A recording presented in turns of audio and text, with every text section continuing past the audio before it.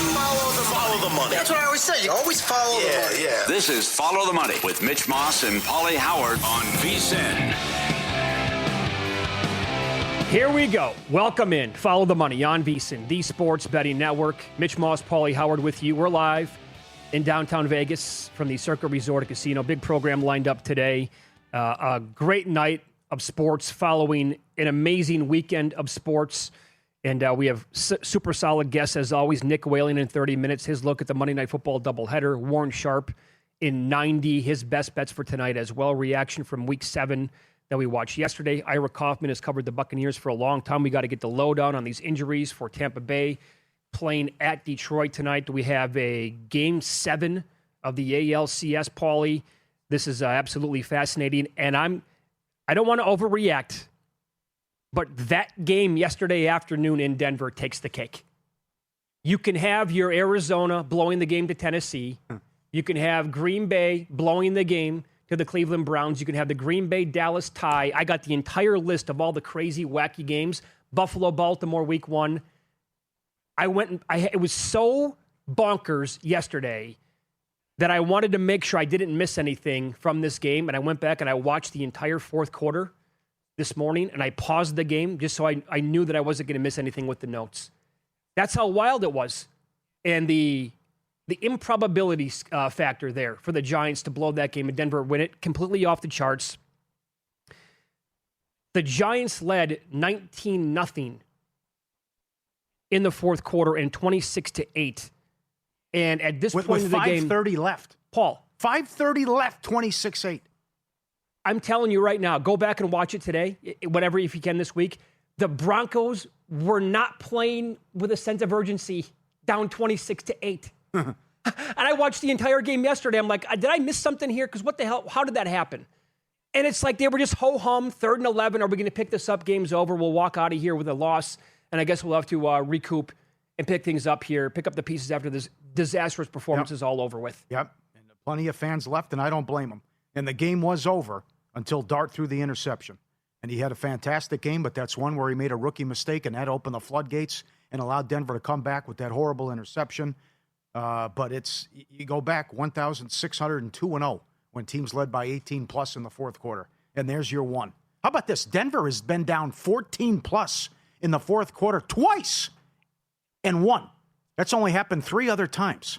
We're not even halfway through the season, and they've done it twice. Yeah. So between Peyton losing his mind, running out on the field at the end, everything worked out with how that ended. You thought they were going to lose the game there as well, which I know you'll get to coming up. But you're right about the how improbable it was from an in-play standpoint to be getting shut out, and then you score 33 fourth quarter points. I mean, the Giants were just devastated and couldn't even put any thoughts together afterwards about how they were stunned and let one get away. Can you imagine what that flight was like last night? Not a word. Oh, my God. How do you say a word after that? You can't. You can't. The kicker probably has to hide, too. Well, he had to catch a Frontier flight back, I think, from the rest of the team. So, again, what you said there, by the way, that's the most of all time. 33 points in the fourth quarter when you were held scoreless through 3 quarters. Most of all time history of the league. So, to get the whole thing, though, and how absurd that entire fourth quarter was, don't forget about the deflected pass that resulted in a 41-yard touchdown for the Giants. That was with 10-14 left in the game. So that's when they went up 26-8, and they're coasting, and they're laughing and they're celebrating on the sideline. Then Denver, again, this is what I'm talking about. It's a 3rd and 5 with 8:36 left at their own 42. I'm telling you, folks, there was no urgency at all to the offense. At that point, they were 2 of 10 on 3rd downs. Back up a minute. They're actually backed up at this point. It's a 3rd and 11 for the Broncos eventually, later on in the drive, with 7:12 left in the game. 3rd and 11, 7:12 left. It's 4th down, under 7 to play. Clock is running. Then Brian Burns got hurt with 6:40 to go. There was a PI on the Giants after an incomplete pass on 4th down, and Bo Nix finally ran in the score with 5:13 left. 2-point conversion was good. That made it 26-16.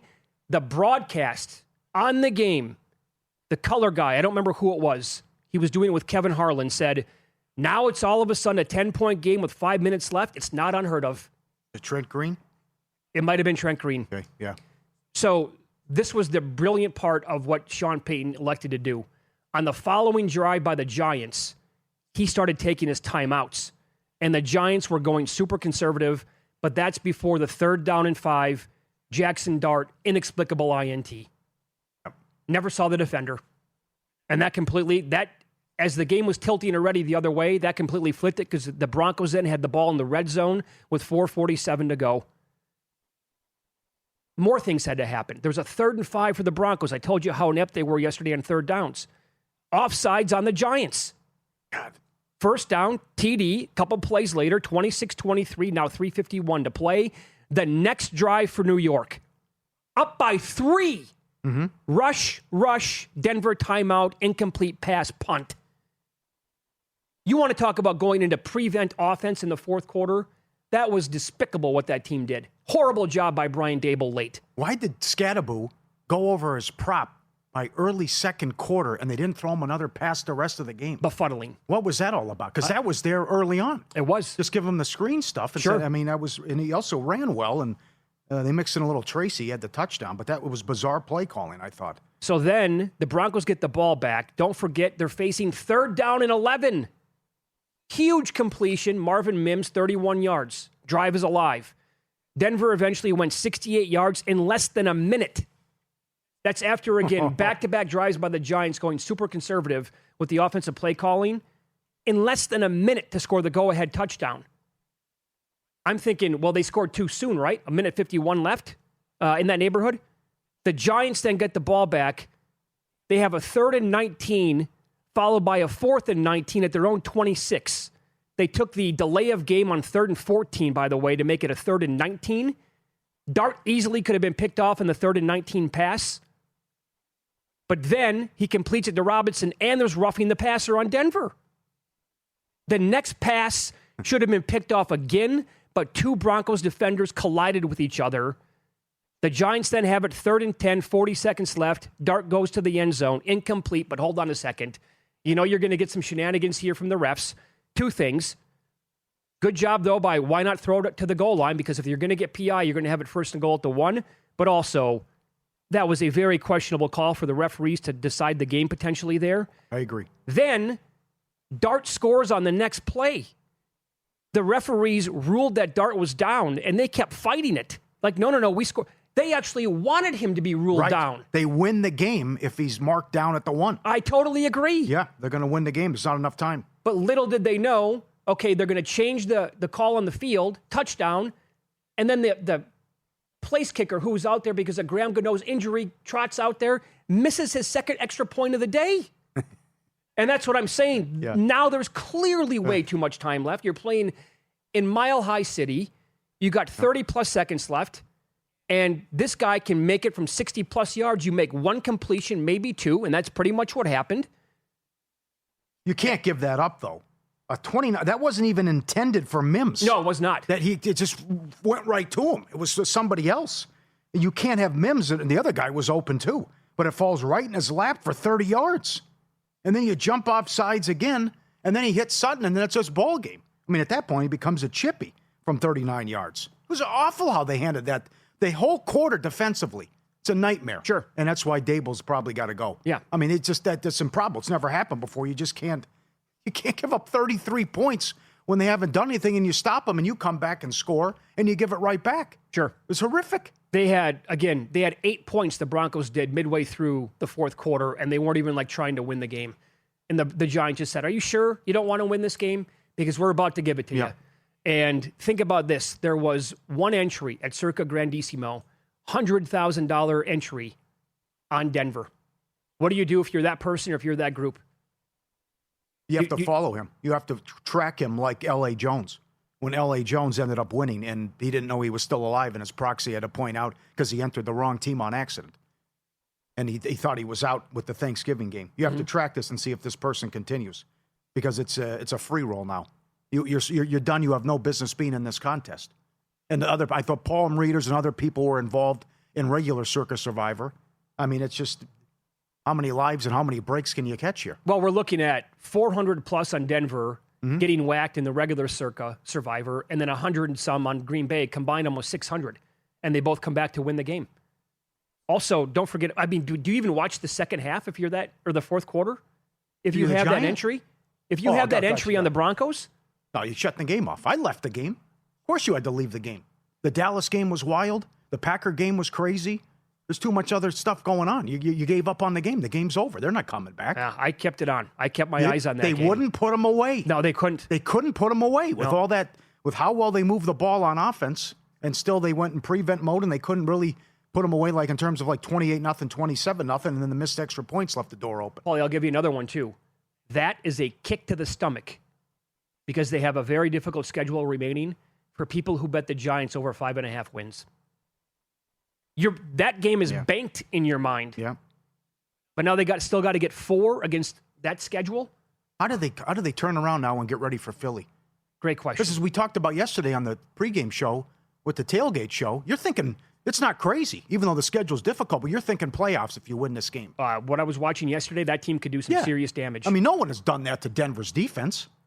Denver had the best defense in all these categories and numbers that we ran off, and they're getting whatever they wanted, even without key players.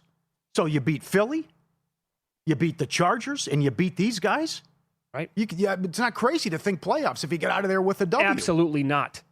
And their odds, by the way, during that game and in the fourth quarter, they were dropping to win the division. I took a little bit on the division when they looked amazing in the first 3.5 quarters.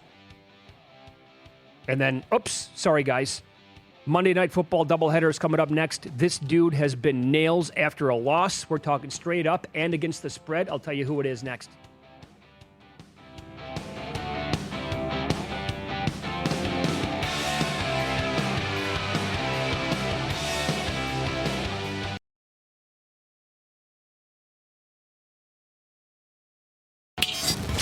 This is Follow the Money on VSiN.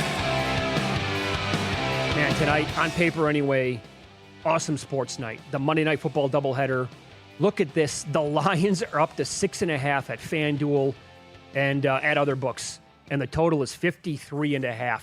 Off of that loss at KC last week in primetime. Here's the guy I was talking about 5 minutes ago. It's Dan Campbell. You go back since 2022. 12-4 straight up and ATS after a loss. At home after a loss, 9-2 straight up in ATS, covering by 12 points per game in those games. 10-2 ATS off a loss of 10-plus points. And I'll add one more to it. 10-2 ATS off a 2-game road trip, winning by 13-plus points per game on average. Yeah. Incredible. We shouldn't have gone that far back. I mean, it's been 11 in a row, what he's done after a loss, and they haven't lost back-to-back since 2022. So the 50-game stretch here, he's talked about how resilient these guys are, and he's right, that they always respond after a difficult loss and get it done. And then you have the first team in history to win 4 games by 3 points or fewer in their first 5. The Cardiac Kids. Right. And at least you got good news that there's a possibility that Egbuka could play. And I know fantasy people and people with futures are holding their breath on this one tonight. I wouldn't play him just because it's talking about a hamstring. I probably would not either. And I'm the guy holding a big ticket on him to win the Offensive Rookie of the Year. Because you can just make it worse here, and then we won't see you for 6 weeks, whatever. But they have given Baker problems in his career. We go back to what happened last year, and they were horrible in the red zone and all the turnovers when they lost that game at home. A couple years ago, they beat him in the playoffs, and then they shut him down in a road game a couple years ago as well. So he has struggled against them, but the big question is, what will it look like with his weapons and who's available and who's out there? At least you have Evans, but it hasn't mattered with this guy.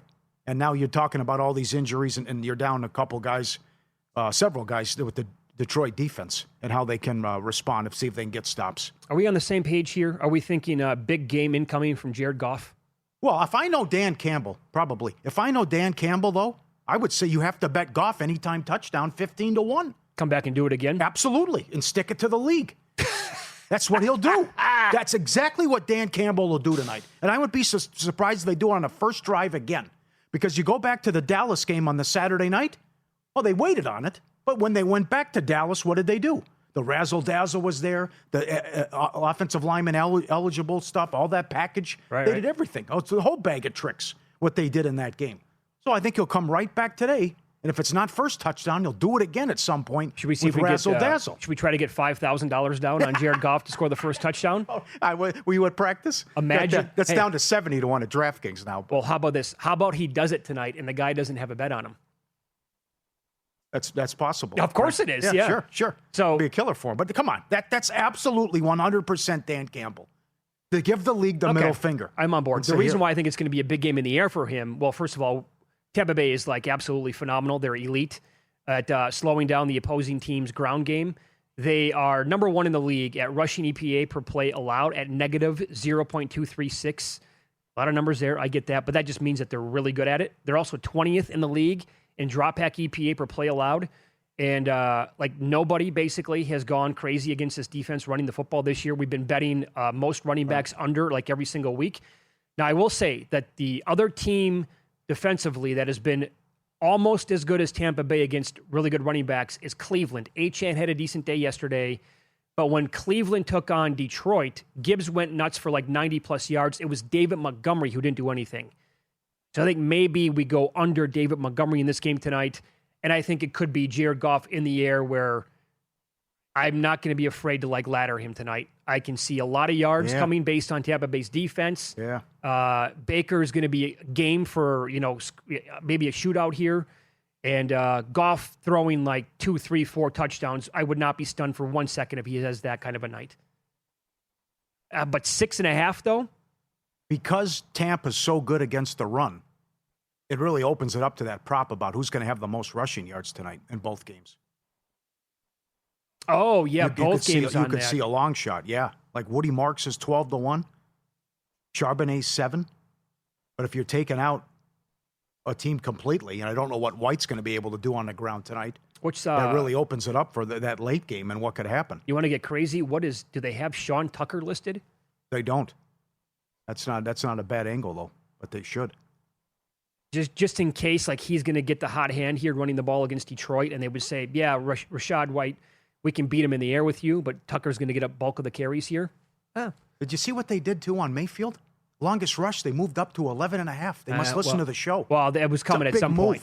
Well, a guy goes over 9.5 every week. They have to adjust at some point. I know. But just, you know what? How about just move the juice on us? That's it. I'll pay a little bit of juice on that. I love the 9.5. Yes. Because the quarterback knows I just got to get the first down. Yeah. Like when I used to play, put the head and the shoulder down and pick up the first down and just see that's 10 yards. That's the prop. Now, was that real life football or was that like Tecmo Bowl or when you played there. what? You were there. Mouthpiece went in the 6th row. Oh, the Gladiators Come game. on. Yeah, okay. I got the ball in the end around. Come on. But that's, listen, I think this team's awesome. I know it was a fluke what happened in week 1. Where's this Green Bay defense now? Come on. We can't stop Brissett. But if you're the big boy in the NFC, you got to beat these guys and respond after a tough loss. And how everyone saw you have a bad second half against Spags in Kansas City. And with Tampa Bay, I'm telling you, if they win this game, I want those odds adjusted. When I come in tomorrow, I don't want to see Mahomes favored to win the MVP. You see where he's at right now? I don't want to see it. It's outrageous. It's plus 150. Yeah. They still have 3 losses. He didn't play well. I don't care. Oh, people hurt. This guy's throwing to 6th and 7th string wide receivers. As the listeners have tweeted in, they're taking guys out of the stands, and he's putting up numbers. If he can go through this gauntlet and now win again after he beats San Francisco, this guy has to be favored to win the MVP tomorrow. Well, if he puts up numbers tonight and they outscore the Lions and win the game, and let's say, I don't know, whatever, it's 275 yards and 3 touchdowns, no INTs, of course. He needs to be the favorite and probably odds on. I don't know if he will be or not. By the way, he's thrown to a guy last week who is his 6th or 7th receiver who thought the crowd was chanting MVP at him. Yeah, Tez. You can't be serious with this. Yeah, great audio. Absolutely. He's like the looks on the flavor on his his teammates' faces. Not for you, it's Baker. Come on. DraftKings has up will JSN break the record. 1965, it's plus 750. 9 for 124, 8 for 103, 5 for 96, 8 for 132, 8 for 162. You know what? Opta AI loves him over again. Why not? They think he's going to have a $110, 107 in this game. Absolutely. Come right back with JSN until someone can slow him down. I guess the only team that did it was that slow first half against Arizona on the Thursday night game. No, let me ask you this. Do you know if that prop is offered before the season starts? Like record breaker prop? Will anybody have? Yeah, that was available. Was it? And remember, you were on vacation. Charge came on, and this was his favorite prop. This guy was like in the 950s. Oh, that's right, yeah. He goes, there's no way JSN's not going to have 1,000 yards. Because I wonder what that, Pauly, at some point, like with more passing, like that record is going to go down. I know now with kickoffs and teams getting the ball like at the 35-yard line all the time can take back from that. But so, like Cup was ridiculous a couple years ago. The pace that Puka was on this year, at some point, a receiver is going to have 2,000 receiving yards. Like, it's going to happen probably in the next couple of years. Yeah. What's the price on him right now, you said? Plus 750 to break the record. That's at DraftKings. Good write-up from Zach Cohen today, VSiN.com. When under McDonald, when the total's between 35.5 and 42, he's 8-0. Very good. And winning by 11 points per game. So Seattle, 8th best in pass rush win rate. Houston, all their offensive line issues, 29th in pass block win rate. They're only 3. But why do they struggle so much at home? They've won 9 in a row on the road. What's the issues at home? And what a night for Seattle. Oh, boy. You better have 2 TVs tonight in Seattle. That one's tough. The good thing is, thank God it's not a Mariners home game. Yeah, no Would have kidding. to move one of these games. But it's a unbelievable night for Seattle. So I do have 2 bets on that game. It's the guy that you mentioned there, Woody Marks. I bet him because Seattle has allowed a ton, like the most going into the week, most receptions and yards to running backs in the air.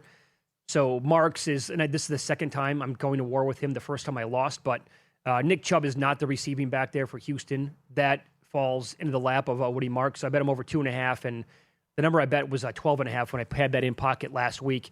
I'm also on 1 circa survivor entry on Detroit tonight. Okay. 2-0 yesterday. Great call on the Browns. Oh, you said it all week. They would blow them out, run the ball with Judkins. He had the long run. Nice game plan by McDaniel on the element. How does Achane no touches? Waller leaves with an injury. 2 or 3 picks. Horrible. I have much more in that game a little bit later on. I fully expected him to be fired today when I woke up. So did I. It's very likely I will not have that strong of opinion on an NFL game the rest of the year. It's a tough sport to beat. Nailed it. Rocking chair winner. Sports Equinox is here. All 4 major leagues in action at the same time. Let's celebrate with VSiN. Sign up now. Full VSiN Pro access. Everything we do through May 1st for $120. Less than $20 a month. Every best bet, every host, every guest. The betting splits, the AI-driven prop projections. You'll love it. Check out those tools. And it'll be free with the NBA as well. Check that out tomorrow. Limited time offer, won't last. VSiN.com/subscribe. College hoops right around the corner as well. VSiN.com/subscribe. Less than $20 a month. One area of concern definitely tonight for Houston, their poor offensive line. 29th in pass block win rate. Yeah. The Seahawks are 8th in the NFL in pass rush win rate. Could be a long one here for Stroud. I had somebody reach out to me and said they made the number 5.5. Blown away that it was 3. We'll get more thoughts on player props to attack tonight with Nick Whalen coming up here on Follow the Money. It's VSiN, the Sports Betting Network.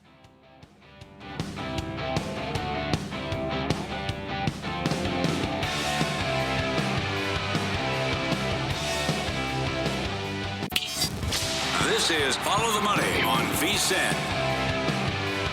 Time to get some more best bets with analysis on tonight's Monday Night Football doubleheader.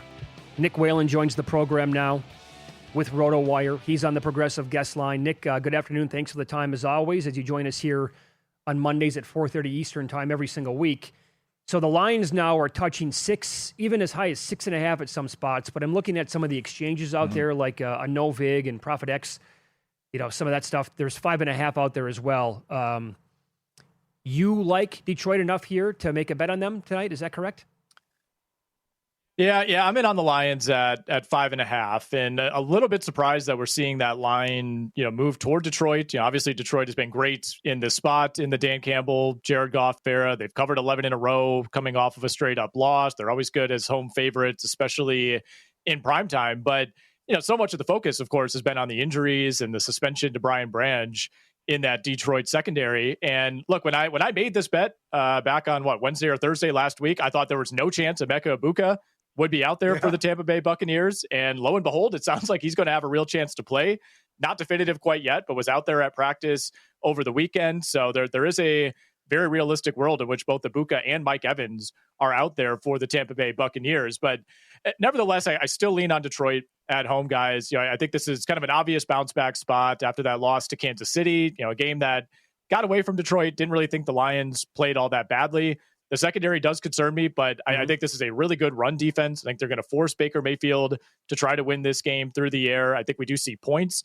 And I think Detroit is comfortable in those kind of settings. Like they dare teams to outscore them on a week-to-week basis. And again, I'll lean on the trends here, coming off a loss, playing at home in primetime. I think the Lions do get this done, but it's always in the back of my mind, of course, that all the Tampa Bay Buccaneers do week in and week out is seemingly, play these games that come down to the last possession. Yeah, absolutely. No question. Yep. Yeah. They're 6-0 ATS in the third quarter, by the way. If you want to file that away with Tampa and Bowles. How about some props you like on the game? Yeah, I'm looking at an Amon-Ra St. Brown anytime touchdown. Nothing too special there, minus 120. Again, I think we do see points here. And, I think Detroit does come out with a bit of a vengeance. And by the way, the Tampa Bay run defense is among the best in the league. Mm-hmm. And that's something I think that's gone a little bit undercovered with the Lions this year. Since bouncing back from that week 1 loss to the Packers, like that, the Lions have mostly looked like the Lions. They're not running it as efficiently as they were last season. There's been some talk of, do we want to get a little bit more of David Montgomery mixed in with Jahmyr Gibbs? But we're not seeing these like explosive running games out of Gibbs and Montgomery for the most part. And I don't think that necessarily happens here. So I think this is a game Detroit probably has to win more so through the air. On the Tampa Bay side, looking at the over 33.5 pass attempts for Baker Mayfield. Again, talked about this being a game that's probably on the arm of Baker Mayfield. They're playing keep up with the Detroit Lions. And I don't necessarily expect Tampa Bay to be playing with a significant lead at any point where you're just leaning on Rachaad White, leaning on Sean Tucker. And then back to the Detroit side of things, guys. Jahmyr Gibbs, over 3.5 receptions, getting this at plus money. You can find it around plus 115. Also looking at the over 24.5 receiving yards. Gibbs has not been very involved, especially over the last 3 or 4 games as a receiver. I think they need to change that. I think that's kind of one of the variations you can make for this offense. If the running game is not having success, get the ball in Gibbs' hands as a receiver. Bucs are giving up 8.7 yards per target to running backs as receivers this season. I think I'm with you on the late game, and it's a good game. I played the under. I think you think it'll be low scoring as well. I like the spot for Houston. You've won 2 in a row. You're off the bye. Seattle's off the great win. Everyone's pumping their tires because they dismantled Jacksonville. Yep. I don't know why they have all these issues at home. Thoughts on the late game? You laid out a lot of the key points here, right? If you're giving me the hook with the Houston Texans, I think this is a spot where I'm willing to play them on the road. Seattle, for whatever reason, and this dates back to last season, just has not really been able to defend home field. This is another one of those spots where, a ton of the money is coming in on Seattle. So I think there is decent value on the Houston Texans. The Seattle offense to me is so dependent on Sam Darnold making these high degree of difficulty throws week in and week out. They're so dependent on the Darnold to Jackson Smith and Jigba connection. And you're going up against one of the best pass defenses in the NFL in Houston. Now we'll see if Seattle could get anything going on the ground. That's kind of been every other week. It feels like Kenneth Walker or Zach Charbonnet, either gets completely shut down or, they're able to rip off like 7 yards per carry. I think with an extra week to prepare, Houston comes out ready defensively. I don't put a ton of stock in what we saw offensively from Houston in that Baltimore game, with all the injuries that the Ravens were dealing with. So I think if Houston has a chance to win this game outright, if they have a chance to cover the 3.5, they absolutely need to keep it low scoring. And I think Derek Stingley is the type of player that could finally limit Jackson Smith and Jigba. It's not often I would look at it, an under 88.5 receiving yards for JSN, but I think this is probably the toughest matchup he'll face so far this season. And really the path for Houston is something they've done a few times already this season, even with the offense sputtering. They played the Rams to a 14-9 game. It was 20-19 against Tampa Bay, 17-10 against Jacksonville. Obviously, we need a closer final score to cover that 3.5 on a couple of those, but this defense is no stranger to slowing down elite offenses. Yeah, 88.5 is always a high number to play pretty much for anybody, especially when you're taking on a really good defense and an individual defender who is like borderline elite, if he's not elite, in Derek Stingley. So, okay, if you don't want to go to war with JSN, or even if you're looking at the under, which guys do you think pop in this game tonight? Yeah, just a couple things I'm looking at on the prop side of things. Nico Collins over 5.5 catches is something I would look into. He is the offense essentially for the Houston Texans. If they have any hope of getting to 14, 17 points in this game, it's hard to imagine that he's not a big part of that. And Seattle's hoping to get a couple of those pieces back on defense, but it is a secondary that has been vulnerable. Abuka, Brian Thomas, Ricky Pearsall, Marvin Harrison Jr. have all had big games against that secondary. And then on the Seattle side of things, if you're interested in softly fading Jackson Smith and Jigba, and you think Derek Stingley, like I do, does a good job against him tonight, I think you have to look at some of the secondary options in that passing game. So over 3.5 receptions for Cooper Kupp is what drew my attention. Again, you have to look elsewhere beyond JSN. He's gone over this number quietly in 3 of 6 games so far. And again, I don't necessarily trust that Seattle will be able to run the ball. And I think the passing volume will be there. It might not be an overly efficient night for Sam Darnold, but over 3.5 catches for Cooper Kupp is the play. All right. How about a futures question? And we talked a little bit of futures yesterday. The Patriots are down to plus 125 to win the division. They're 5-2. Mays bet incredible. 21-23 yesterday. They have Cleveland, the Jets twice, Miami, Baltimore, the Giants, and the Bengals still left on the schedule. Do you think they win the division? I think they have a really good chance. I really do.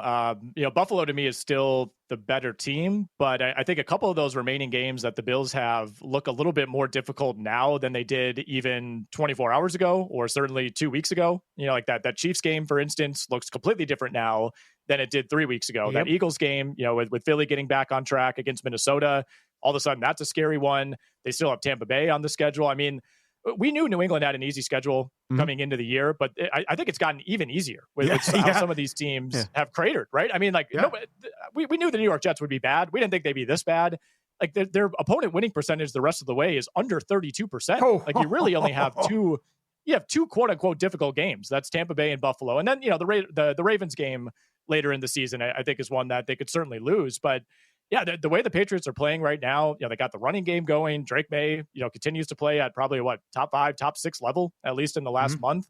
I think you have to consider it. Buffalo is going to be that incumbent team, but I think New England, play for play, down for down so far this season has probably looked like the better team on balance. I don't know what the hell happened week 1, but well, that's one of the biggest flukes of the entire year. It absolutely is. The last 3 weeks have been incredible, especially May. And then the running game and Diggs and using these weapons. No one throws a better deep ball, I think. His deep ball's beautiful. Yeah. You guys want to get really nuts? How about 1 seed in the AFC? Give it to me. Based on the schedule. Sure. No, I'm looking for odds right now. But I mean, they got it. Yeah, what is it? Yeah, they got it. If you find a high enough number, do you want to get that crazy? I'm interested. Right. If you think they're winning the division, that probably requires that they get to at least 11 wins. Yes, maybe to beat 12, out the Bills. Right? Because Buffalo has an easier remaining schedule. So if you're willing to lay it with the Patriots to win the division, I think that's something you have to think about. I mean, Kansas City already has 3 losses. It's 9-1. They're 9-1? I'll take that. Oh, I was hoping for like 40. 40? Yeah, because, the Chiefs, the Bills, obviously, those teams. I guess the AFC's not Colts. nearly... Yeah, Colts, there you go, another one, sure. That's a tough line, yeah. Quickly here, I know that you were on the Browns yesterday. Did you watch a lot of that game? And I'm asking because of how, my God, Nick, the Dolphins look like... They did not look like a pro football team yesterday. Yeah. They did not. I take notes on every game, guys, while I'm watching. And the number one thing I wrote down was just, my God, with regard to the Miami Dolphins. I mean, the Browns won this game by 25 points. They put up 206 yards of offense. Yeah. Like, this was not some sort of dominant performance by any means by the Cleveland Browns. I mean, 11 penalties for over 100 yards for Miami, 4 turnovers. Every single one of those was completely brutal. Like, Miami actually did a pretty decent job, I thought, limiting Quinshon Judkins. Yeah. Like, if you had told me he carried it 25 times, I would say, yeah, he's going over 84 yards. Yeah. And still, just a complete JV performance by the Miami Dolphins. Totally agree. Nick, that was awesome. Thanks for the time as always. Good luck tonight, okay? Appreciate it, guys. Thank you. There you go. Follow him on X at WHA1EN, and he's with RotoWire. Not enough talk about what Danny Dimes did and how good the Colts looked carving up the Chargers. Yeah. It's a great job. That was a great performance. So easy. Now people are starting to say that dude could pull off the MVP. I don't want to get that nuts, but win, lose next, an all-time Ohtani game and tickets to prove it.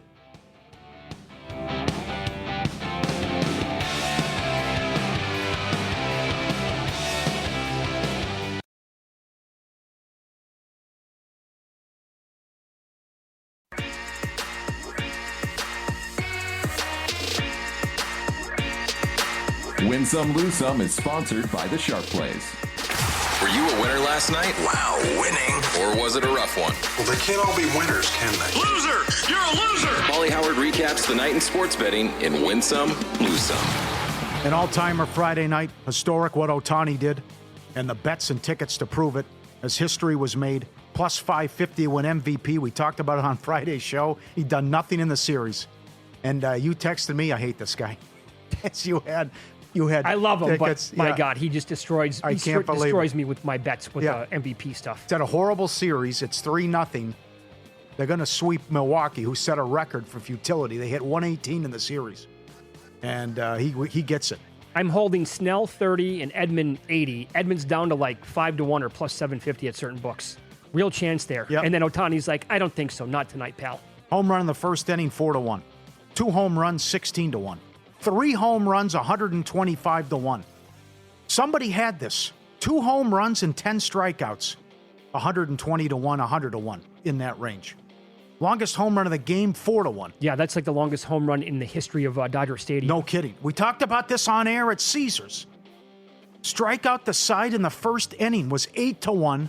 Home run and strikeout same inning, 15-1. So, that one made so much sense. And when we brought it up on Friday, I went to bet it. And for some reason, after the ALCS game started, they took it off the board. I couldn't find it anywhere. Yeah. Oh, my God.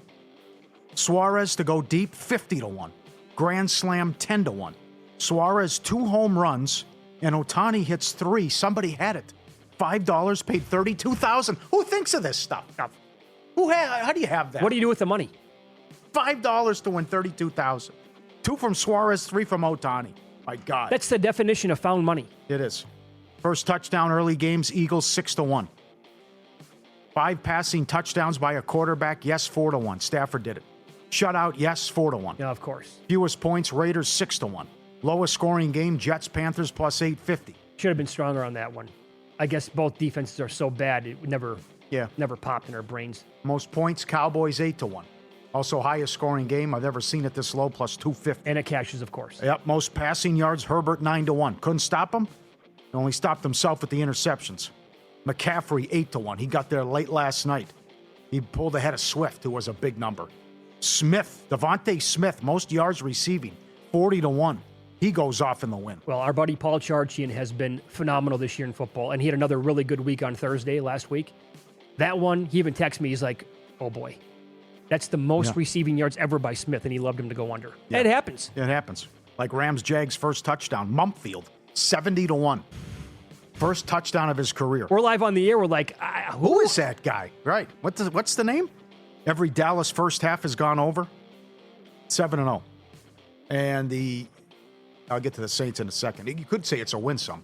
Bears covered first quarter again. Yeah, so there you go. That means the Saints are now 0-7 in the first quarter and been outscored 66-16, I believe.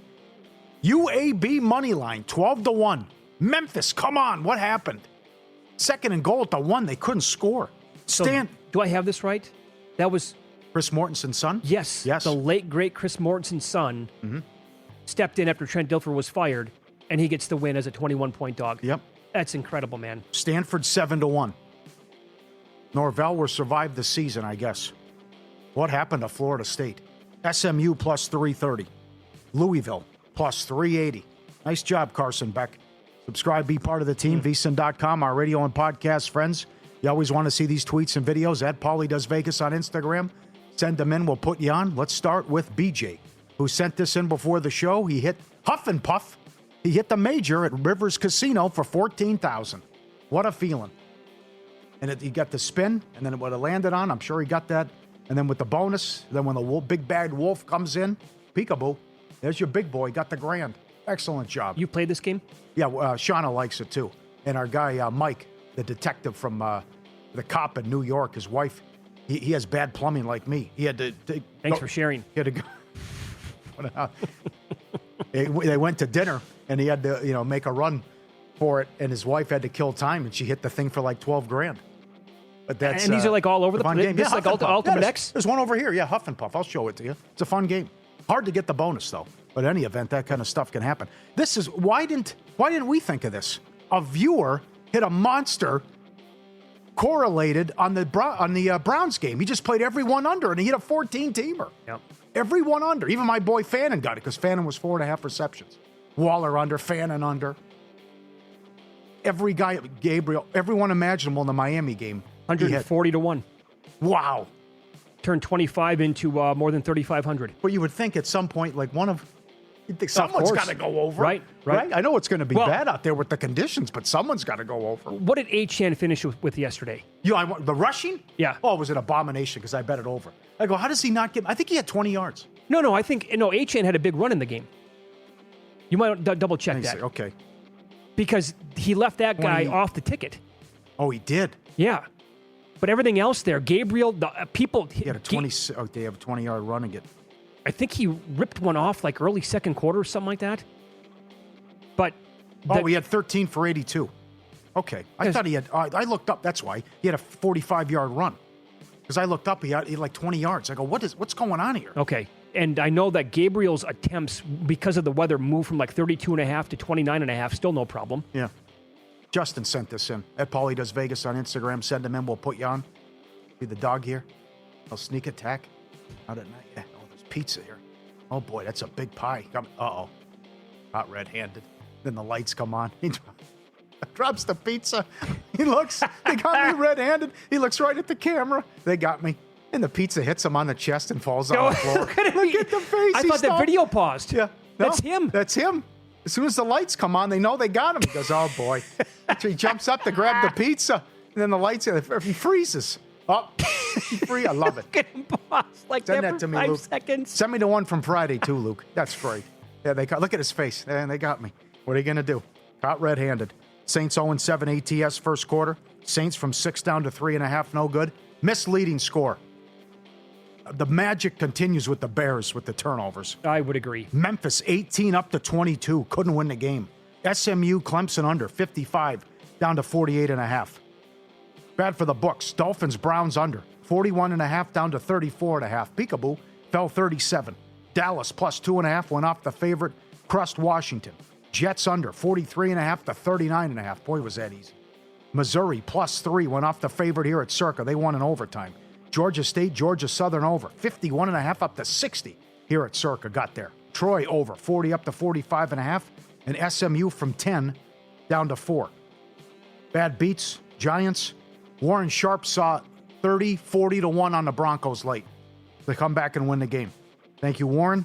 All-time bad loss by the Broncos, the 1,602 straight, up 18 or more in the fourth quarter. Iowa first half. Let's try a 64-yard field goal. What could happen? Blocked and returned for a touchdown at the gun by Penn State. You know, by the way, that was the reason why Iowa couldn't cover the game either. That's right. Indiana. You see this? 25.5. Look, Michigan State kicked the field goal with 30 seconds left to put it on 25. What in the world's going on? That's happened before. Yep. Texas A&M first half. Oh, that's too long to explain, but thanks to the viewer who sent this in. They led 21-6 with 2 minutes and couldn't get there. Ooh. And then there was it looked like Petrino just wanted to get to halftime. They ran a draw and the kid ripped one off. And Game 5, ALCS. Brutal beat. 2-1, bottom of the 8th. Home run rally, big dumper. Home run, Suarez, grand slam. They don't just follow the lines. They move it at the sharp plays. You're not going to outsmart billion-dollar books or full-time sharps on your own. Donated $22,000 to charity with the Robin Hood plays the last 3 years. Powered by Advanced AI. Great sources. Real-time global betting info. Alerts directly from the pros. Sharpplays.com. They've been at it since 2011. Jeff and the crew do a great job. Documented results, public logs, transparent receipts. Sharpplays.com. My brother's in town for the first time in many, many, many years. The first time he ever came to visit, he put in he went to the window to put in a 7-team parlay in college. He's not a big bettor. Yeah. But he wants to have some fun. He went to the window to put in a 7-team parlay. 2 games that he wanted just started. Well, he then put the other 5 games in, and it won, and all 7 would have won. He would have hit a 7-teamer. He still remembers it. He remembers the teams that he bet on and the numbers. Wow. So he's out here this weekend. He put in a 5-teamer again this weekend. No. 4 are in, and he's got Auburn plus 1.5 against Missouri. Up 17-10 in the fourth quarter, and then it comes down to the stupid overtime. Yeah. But that would have been something to pull that off. Yeah. Last time it was here, and now this time again. It probably would have been like Uncle Leo. We got to do this once a week. Yeah, no kidding, right? Cashing tickets. It's so easy. I see Emeka Abuka. His name's listed on the odds screen tonight. He's on. Yeah, he's listed. But no number yet. Right. I have him anytime touchdown. He's up there. What are you seeing for that? He's on that? Hold on. In that market? Okay. Yeah, he's even money. Oh. 10 to 1 first. Okay. We will dive into Week 8 numbers in the NFL up next. A game has already moved 2 points, and I don't know if it's enough. We'll tell you that game and all the other ones this week. Next on Follow the Money, VSiN, the Sports Betting Network. That's it.